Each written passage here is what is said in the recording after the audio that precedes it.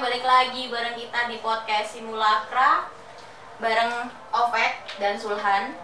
Kita kali ini mau bahas sebuah novel, judulnya itu On the Road karya Jack Kerouac. Ditulis pada tahun 1957. Ini novel cerita tentang sebuah perjalanan seorang pemuda. Sebenarnya ini cerita penulisnya sendiri sih, jadi kayak semacam autobiografi gitu kali ya. Nah, menariknya di novel ini bukan hanya sekedar cerita tentang perjalanan, jadi kayak dia itu melakukan lintas Amerika. Lintas Amerika, dia jalan pakai kaki sih. Terus ya dia biasanya juga pakai sepatu roda ya. Kali aja ya, belum merangkak. Ya kayak kita nebeng-nebeng kendaraan umum, gandol lah kalau bahasa Jawanya gitu. Di truk atau jadi dia kayak gak ada modalnya sih. Ini juga novel udah diangkat jadi film.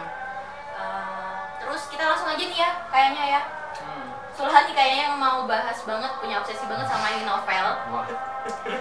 Kalau menurutmu sendiri si Jack Kerouac nawarin apa di film di buku ini? Oke, jadi sebelumnya kita bahas dulu ya tentang sebenarnya gimana sih cerita On the Road gitu lebih jelasnya ya. On the Road mungkin novel yang udah klasik ya, cuman di Indonesia kayaknya nggak begitu populer ya, setidaknya nggak populer Firsa Besari gitu-gitulah. Walaupun sama-sama ngomongin perjalanan gitu ya misalnya. Firsa main perjalanan ya? Iya, dia kan naik gunung. Iya. Oh iya, oke. Kelana dia. Belum pernah baca kalau Firsa. Oke, On the Road ini dia bercerita tentang tokoh utamanya namanya Sal Paradise, dan dia itu punya cita-cita pengen jadi penulis ya pada saat itu gitu.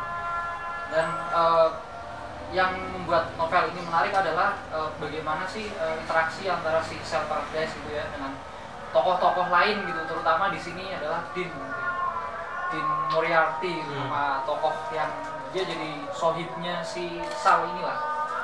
Jadi si Dean ini dia konon ya di novel itu udah mencuri ratusan mobil gitu. Iya emang. Terus dikisahkan juga dia punya istri ABD lah ya, umur 18-an tahun gitu, namanya Mary Lou gitu. Nah, tapi si Dean ini memang fuckboy sih, bisa dibilang fuckboy ya. Jadi walaupun punya istri, dia juga masih sering main kemana-mana gitu kan, main ke cewek gitu-gitu. Bebas lah ya Pak. Bebas lah gitu. Nah, cuman meskipun si Dean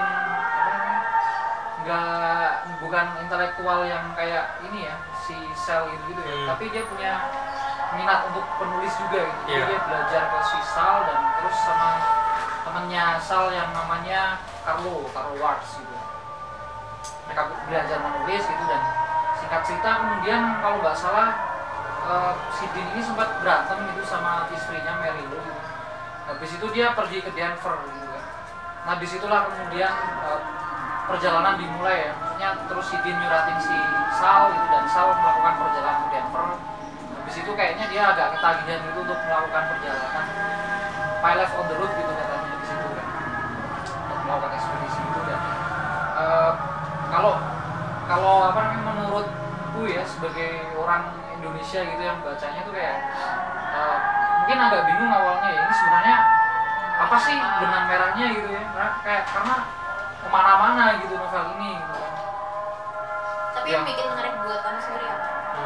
Ya soal ini sih, gimana sih novel ini menawarkan pandangan tentang anak muda ya, khususnya Amerika gitu, tentang kebebasan gitu. Dan mungkin nanti kita akan ngobrol sedikit tentang Abersman-nya Nietzsche gitu ya, gimana menjadi Superman gitu, manusia yang apa ya, istilahnya dia mungkin berusaha untuk bebas dari intervensi yang ada di lingkungannya gitu.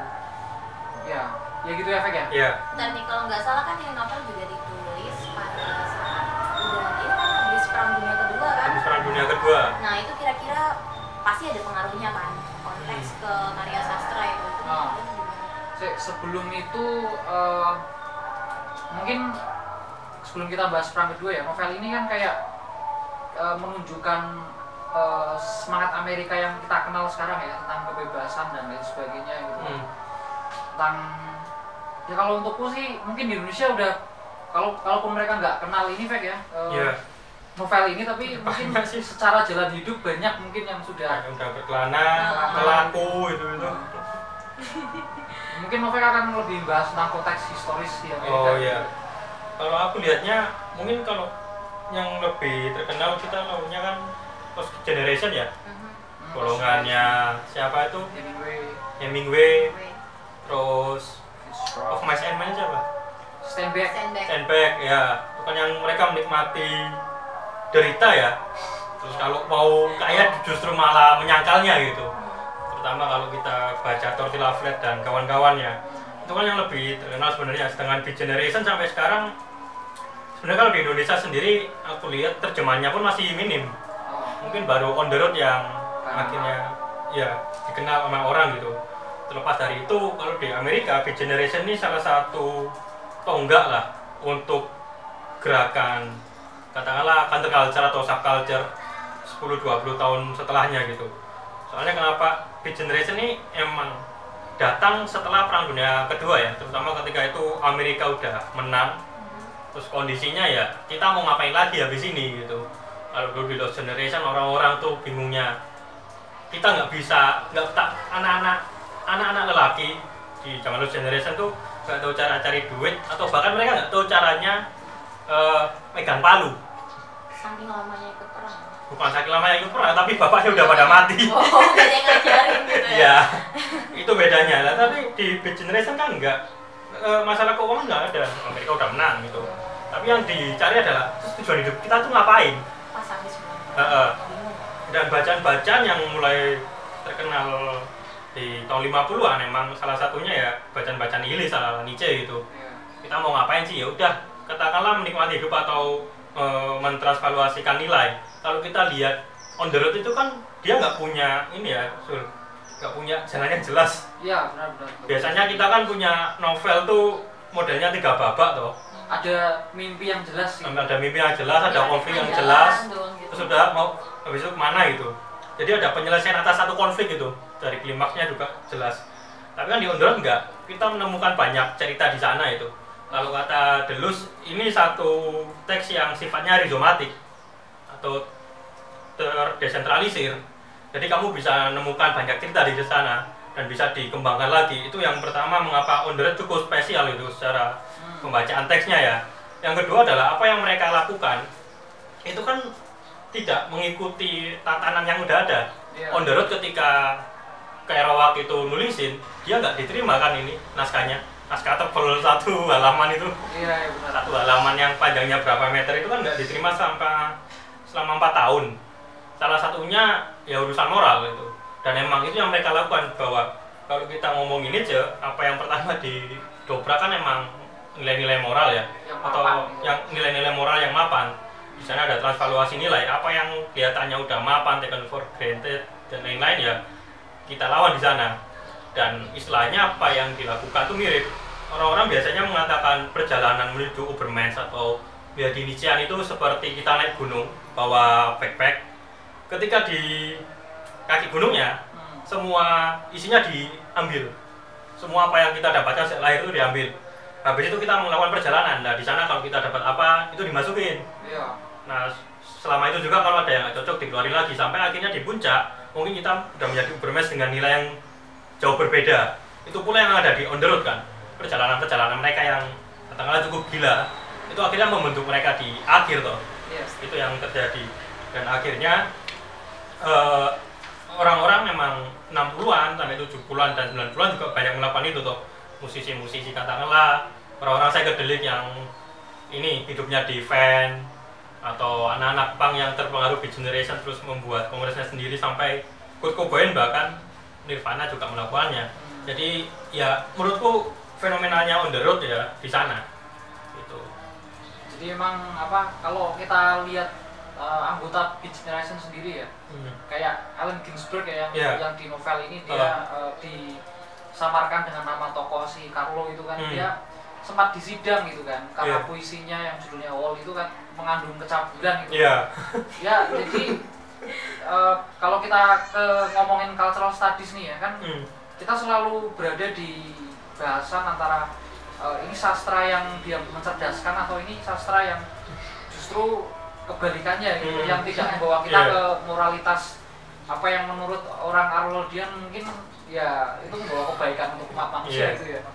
Nah si The Generation tuh seperti itu, mereka bahkan di beberapa aku nonton filmnya ya yang dibintangi Daniel Radcliffe misalnya tentang Allen Ginsberg sih, kalau Kerouac malah jarang ya di filmin itu malah yang Allen Ginsberg padahal Kerouac pelopornya gitu. Jadi bahkan mereka untuk mencari pandangan-pandangan mereka tentang dunia gitu, mereka melalui mabok gitu, terus biasanya yang drugs gitu-gitu kan. Itu sesuatu yang mungkin tidak akan ditempuh akademisi kebanyakan ya saat itu gitu. Masa kamu mau bikin puisi kamu harus apa gitu misalnya nintik hal-hal yang dan Allen Ginsberg sendiri emang salah satu pelopor ya di gerakan anak muda. Dia yang salah satu menyokong munculnya Flower Generation ya. Yang sama Kerouac itu ditentang. Apa itu kalian udah tua masih gini? Di usia tua kan Kerouac lebih ya, soal Buddhis itu kan sampai bikin novel Dharma pun itu. Tapi so far menurutku ini bacaan yang penting sih untuk anak muda ya. Jadi ya paling enggak seumur hidup sekali lah guys, kalian harus baca On the Road lah dan nonton filmnya. Kalau film sama bukunya agak beda sih. Kalau filmnya mungkin yang dikurangin ya. Iya, terus filmnya kan ada mimpi yang jelas pengen jadi penulis gitu. Sementara kalau di bukunya tuh memang apa ya? Ya seperti kata Ovek tadi sih, banyak hal lah yang bisa kita kulik ya di bukunya. Dan kalau kita ngomongin On the Road sebagai misalnya wajah Amerika sekarang ya, kita bicara tentang kevulgaran, kebebasan gitu tuh ya spiritnya tercermin banget lah melalui On the Road, bahkan di Generation gitu. Oke, untuk pertanyaan terakhir nih ya, apa sih pengaruhnya On the Road bagi budaya-budaya populer lainnya? Soalnya kan kalian udah ngomong banyak hal nih, terus pengaruhnya ini apa ke budaya populer lainnya? Dia kayak mempelopori satu hal gitu. Kalau menurut kalian gimana? Apa ya? Lebih ke saat ini lah. Ke saat ini ya. Kalau ceritanya sendiri, On the Road itu menurutku udah jadi blueprint ya atas cerita-cerita yang bentuknya perjalanan, tapi perjalanannya nggak punya tujuan.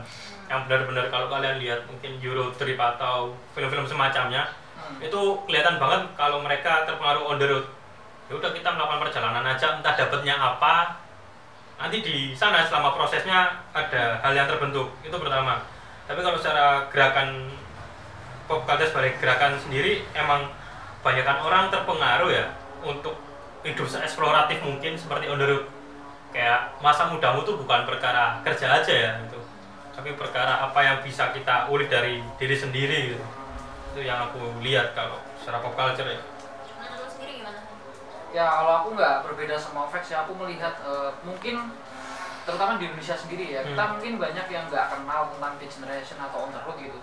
Tapi secara spirit sebenarnya mungkin banyak ya yang sudah ngelakuin kehidupan yang agak bebas gitu kan. Agak lagi sih. Rada-rada burisem gitu kan ya.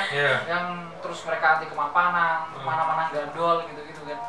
Ya secara kultural mungkin secara nggak langsung ya mungkin mereka juga sebenarnya terpapar dari On the Road ya, karena kalau kita lihat On the Road ini kayak jadi banyak subculture yang sekarang kita ketahui gitu. Itu sih. Oke. Kira-kira kalian pengen gak sih ngelakuin hal yang dilakuin di karakter novel-novel ini, melakukan sebuah perjalanan? Lihat aja nanti. Ya lihat aja itu nanti. Kalau ngomong dulu gimana gitu katanya. Oke, kali ini episode tentang On the Road kita sudahin dulu. Kalian bisa, mungkin dari sini kalian bisa melakukan eksplorasi sendiri kali ya. Menginspirasi mungkin, nggak tahu lah. Bikin pesimis ya. Pesimis, iya. Soalnya pasti kalian bertanya-tanya, gue ngapain aja nih, masa muda gue ntar lagi habis nggak ya kira-kira? Gitu. Itu mungkin beberapa orang udah mulai khawatir, katanya sih mau berakhir pada usia 27 tahun. Tapi kita lihat aja, kalian kita alamin aja deh sendiri. Oke, semuanya terima kasih. Kita ketemu lagi di episode selanjutnya. Bye.